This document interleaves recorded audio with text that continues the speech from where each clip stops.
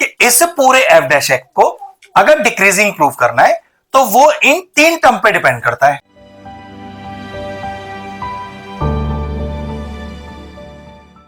Hello friends, आज हम topic discuss करें क्लास 12 से। चैप्टर लिया हमने डिफरेंशिएशन और जो टॉपिक है वो है इंक्रीजिंग डिक्रीजिंग। एक 4 मार्क्स का बेहतरीन क्वेश्चन, चलिए देखते हैं। क्वेश्चन कह रहा है कि शो दैट द फंक्शन दिया हुआ है is strictly decreasing on pi by 2 to pi, close bracket के साथ है। ठीक है, तो सबसे पहले क्या निकाले? सबसे पहले एफ डैश एक्स निकालते हैं, डेरिवेटिव करते हैं। तो u बाय वी का फॉर्म है, तो क्या लगाना है? क्वेश्चन रूल लगाना है। तो चलिए क्वेश्चन रूल लगाते हैं। क्वेश्चन रूल कैसा लगता है कि डिनोमिनेटर का स्क्वायर, ठीक है। अब आइए न्यूमिनेटर पे, डिनोमिनेटर को छोड़ा, बिल्कुल छोड़ दीजिए, न्यूमिनेटर का डेरिवेटिव। तो 16 sin x, 16 तो कांस्टेंट है, उससे तो कोई मतलब ही नहीं है, और sin x का डेरिवेटिव cos x, ठीक है। चलिए माइनस, अब न्यूमिनेटर को छोड़ा तो 16 sin x को छोड़ दिया, डिनोमिनेटर का डेरिवेटिव, अब डिनोमिनेटर में क्या लिखा है? 4 प्लस cos x, तो 4 का डेरिवेटिव 0 और cos x का माइनस sin x, तो 0 माइनस sin x, तो 0 लिखने का जरूरत नहीं है, ठीक है। माइनस का x, तो माइनस x मतलब माइनस 1, भाई x का डेरिवेटिव क्या होता है? 1 होता है। चलो सही से सॉल्व कर लेते हैं।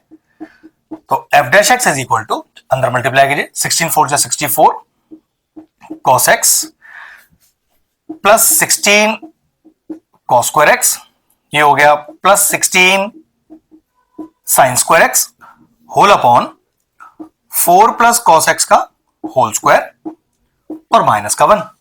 अब जरा इस वाले टर्म पे ध्यान से देखना, 16 कॉमन तो नहीं आ रहा? बिल्कुल कॉमन आ रहा है, और एक आइडेंटिटी भी लग रही है। तो 64 cos x plus 16 sin square x plus cos square x whole upon 4 plus cos x का होल स्क्वायर माइनस का 1। And what is sin square x plus cos square x? 1 हो गया। तो अगला स्टेप क्या बचा? 64 cos x plus 16 upon 4 plus cos x का whole square और माइनस का 1। अब अगला स्टेप एलसीएम लीजिए। तो एलसीएम क्या आएगा? एलसीएम तो 4 प्लस cos x का होल स्क्वायर ही आ जाएगा। तो 4 प्लस cos x का होल स्क्वायर, अब ऊपर यहां तो कोई चेंज आना नहीं है, तो ये तो 64 cos x और प्लस 16 आएगा माइनस का, तो अपॉन में समझ लो कि 1 है, तो कितना आएगा आपके पास?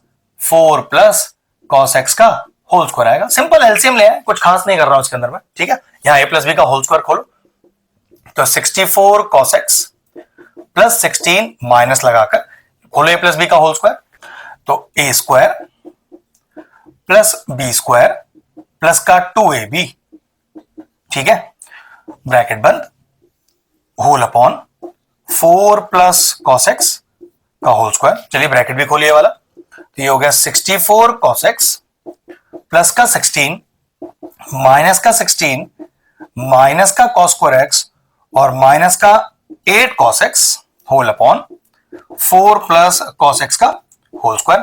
कुछ टर्म्स जरूर कैंसिल आउट होंगे, तो 16 से 16 कैंसिल आउट हो गया, कुछ रिड्यूस भी हो रहा है, बिल्कुल हो रहा है। तो 64 cos x माइनस का 8 cos x, तो ये बचेगा 56 cos x माइनस का cos square x whole upon 4 plus cos x का होल स्क्वायर। देखिए मैंने स्टेप को वापस लिख दिया है, एक स्टेप न्यूमरेटर में और करना बाकी है, वो क्या? cos x को कॉमन लेना है, और ध्यान रखना एग्जाम में आपको cos x कॉमन लेना ही पड़ेगा, वरना आंसर नहीं आएगा, ठीक है। तो ये हो गया 56 माइनस का cos x whole upon 4 plus cos x का होल स्क्वायर। अब देखो इस तरह के क्वेश्चनों का कैसे आंसर आता है। दिखने में बहुत मुश्किल लग रहा होगा, करने में बहुत आसान है। क्वेश्चन कह रहा है कि ये fx स्ट्रिक्टली डिक्रीजिंग होना चाहिए। पहली बात तो ये स्ट्रिक्टली के लिए थोड़ी देर के लिए आप ध्यान मत दो, आप ये देखो कि फंक्शन को डिक्रीजिंग प्रूव करना है। स्ट्रिक्टली तो हम लास्ट में लगा ही देंगे। स्ट्रिक्टली का लॉजिक क्या होता है कि जो f डैश x है वो सिर्फ 0 से छोटा होना चाहिए, 0 के बराबर ना आ जाए, बस इतना ही मतलब है इस बात का, वरना तो इस क्वेश्चन में स्ट्रिक्टली वर्ग का कोई ज्यादा बड़ा लॉजिक है नहीं। हमारा f डैश x 0 के कभी बराबर ना आ जाए, सिर्फ छोटा ही आ सकता है, इतना ही इस बात का मतलब है, ठीक है। तो परेशान होने का जरूरत नहीं है। अब चेक करो, ये हमारा f डैश x तो आ गया ना। इस f डैश x को अगर मुझे ये प्रूफ करना है कि ये 0 से छोटा है, तो ये बात इसके हर टर्म पर डिपेंड करेगी जो इसे 0 से छोटा करेगा। तो आप कह सकते हो कि f डैश x 0 से छोटा तब होगा जब ये 0 से छोटा हो, ये 0 से छोटा हो, ये 0 से छोटा हो। और ये भी जरूरी नहीं है कि तीनों इस बात को सेटिस्फाई करें, अगर कोई एक टर्म भी इस बात को सेटिस्फाई कर देगा तो आंसर आ जाएगा। वो किस तरह से, देखो दिक्कत क्या है, अगर डिनोमिनेटर को ध्यान से देखो तो भाई इस पे तो होल स्क्वायर लग रहा है।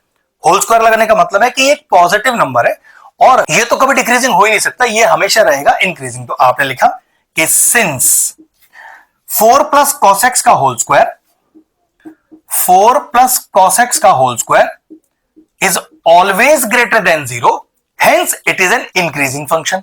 बस बात खत्म, छोड़ दिया यहीं पर। अब आते हैं इस पर कि 56 माइनस का कॉस एक्स, कुछ काम नहीं है इसका भी, फालतू लिखा हुआ है। नेवर बी लेस देन 0, ऐसा क्यों लिख दिया मैंने, देखो जरा ध्यान से। मैं क्या लिखूंगा, अगर मैं यहां से क्रिटिकल पॉइंट निकालना चाहूं तो 56 माइनस का cos x is equal to 0 और cos x का वैल्यू 56 आ गया। सोच के देखिए cos x का वैल्यू कब आया है 56, तो हमें यह बात तो कंफर्म है कि cos x का वैल्यू 56 तो नहीं आएगा। तो मेरे क्वेश्चन में डिक्रीजिंग प्रूव करने के लिए इस 56 माइनस cos x का कोई काम नहीं है। तो आपको बोर्ड एग्जाम में भी कुछ नहीं करना, सब क्या लिखना है कि 56 minus cos x never be less than 0, बात खत्म। इसका मतलब यह हुआ ये जो cos x अकेला बचा है, बस यही मेरे क्वेश्चन को स्ट्रिक्टली डिक्रीजिंग प्रूफ करेगा। मतलब मेरा पूरा f डैश एक्स डिक्रीजिंग हो, इसके लिए इस cos x का डिक्रीजिंग होना जरूरी है, वरना तो ये तो भाई पॉजिटिव है, इसके बारे में हम कुछ नहीं कह सकते क्योंकि ये तो नंबर ही ऐसा आ गया कि ना ये डिक्रीजिंग है ना इंक्रीजिंग है। तो हमने तो मना कर दिया कि भाई ये डिक्रीजिंग नहीं हो सकता क्योंकि डिक्रीजिंग ही क्वेश्चन में मांगा है। इसका मतलब इस पूरे f डैश एक्स का डिक्रीजिंग होना इस cos x के डिक्रीजिंग होने पर निर्भर करता है। तो अब आप क्या लिखेंगे, f dash x must be strictly decreasing when cos x is less than 0। तो चेक कर लेते हैं कि cos x लेस देन 0 कब होता है। चलिए अपना कोऑर्डिनेट प्लेन बनाते हैं। ये 0 डिग्री, ये पाई बाय 2, ये पाई, ये 3 पाई बाय 2 और ये 2 पाई। चेक करो कौन से क्वाड्रेंट में cos नेगेटिव होता है। तो लॉजिक तो पता है ना, after school to college, after का ए लीजिए, all ratios positive, after school का एस लीजिए, साइन थीटा और कोसेक थीटा पॉजिटिव और सारे रेशियो नेगेटिव। यहां पर टेन थीटा और कॉट थीटा पॉजिटिव और सारे रेशियो नेगेटिव, और यहां पर कॉस थीटा और सेक थीटा पॉजिटिव और सारे रेशियो नेगेटिव। तो हम तो ये कह रहे थे ना कि कॉस थीटा लेस देन 0 होना चाहिए, मतलब नेगेटिव होना चाहिए। तो चेक करो कौन कौन से ऐसे क्वाड्रेंट है जो कॉस को नेगेटिव बनाते हैं। एक तो सेकंड क्वाड्रेंट नेगेटिव बनाता है और एक थर्ड क्वाड्रेंट नेगेटिव बनाता है, क्योंकि और दोनों क्वाड्रेंट में अगर कॉस आएगा तो नेगेटिव ही आएगा।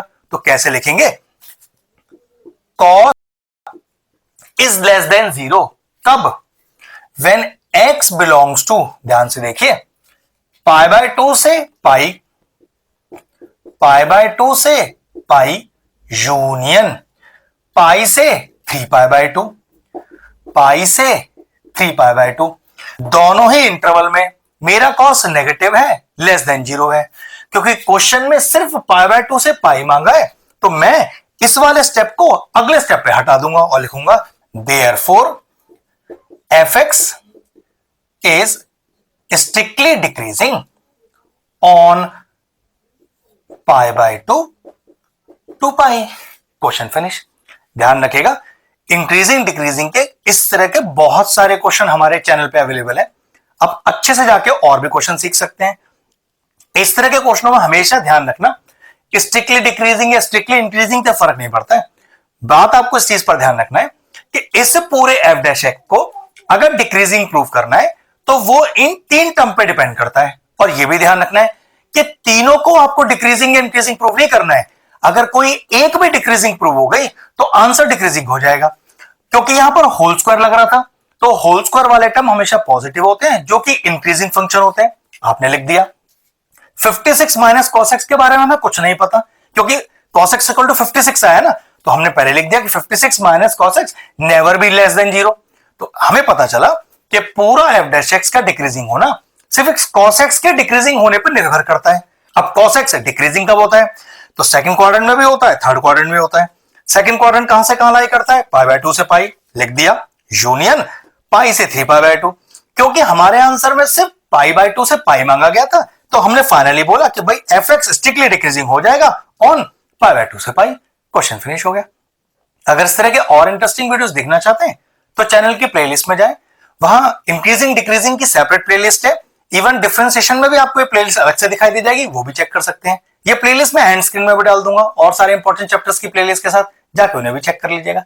एक अच्छा क्वेश्चन था 4 मार्क्स का, फिनिश हो गया। वीडियो फिनिश करते हैं।